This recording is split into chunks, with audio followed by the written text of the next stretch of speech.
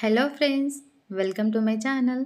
ఈరోజు ఛానల్లో చూపించబోతున్న recipe caramel bread pudding అండి. ఇది వచ్చేసి ఎగ్లెస్గా ఎలా చేసుకోవాలో చూడండి. నేను ఎగ్కి బదులు కస్టర్డ్ యూజ్ చేశానండి. కస్టర్డ్ యూజ్ చేస్తే మంచి ఫ్లేవర్ ఉంటుంది కదా, దానికోసమని ముందుగా ఒక హాఫ్ కప్ షుగర్ తీసుకున్నానండి. ఇందులో ఒక 2 స్పూన్స్ వాటర్ అలా వేసాను. క్యారమెల్ ప్రిపేర్ చేశాను. వాటర్ వేయకుండా లో ఫ్లేమ్లో పెట్టుకొని కూడా ప్రిపేర్ చేయొచ్చు. ఇంకా నెక్స్ట్ వచ్చేసి ఒక గిన్నె తీసుకొని అందులో 1.5 కప్పు పాలు పోసానండి.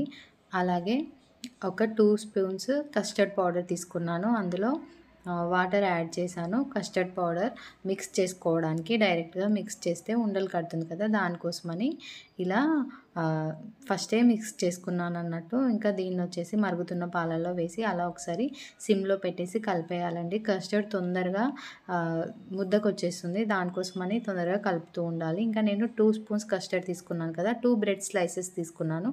అలాగే వాటిని మిక్సీ పట్టేసి ఫైన్ పౌడర్గా చేసేసుకొని ఈ కస్టర్డ్లో కలిపేసానండి. ఇంకా దీంట్లోకి వచ్చేసి నేను 2 స్పూన్స్ షుగర్ యాడ్ చేశాను. ఇదంతా ఒకసారి మిక్స్ చేసుకొని మనం ముందుగా ప్రిపేర్ చేసుకున్నాం కదా క్యారమెల్, ఒక గిన్నెలో వేసాం కదా, దాంట్లో ఈ మిశ్రమాన్ని మొత్తం వేయాలండి.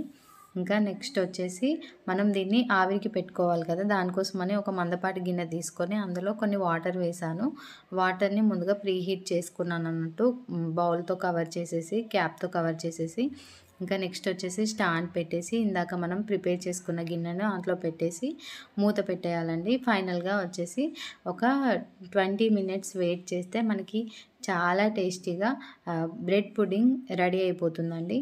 చూడండి ఉడికిందా లేదా ఒకసారి అలా టెస్ట్ చేశాను. ఇంకా దీన్ని ఒక 1-2 అవర్స్ ఫ్రిడ్జ్లో పెట్టుకొని కూల్గా సర్వ్ చేసుకుంటే చాలా టేస్టీగా ఉంటుంది. ఈ క్యారమెల్ అంతా కరుగుతుంది కదా, చాలా టేస్టీగా వస్తుంది.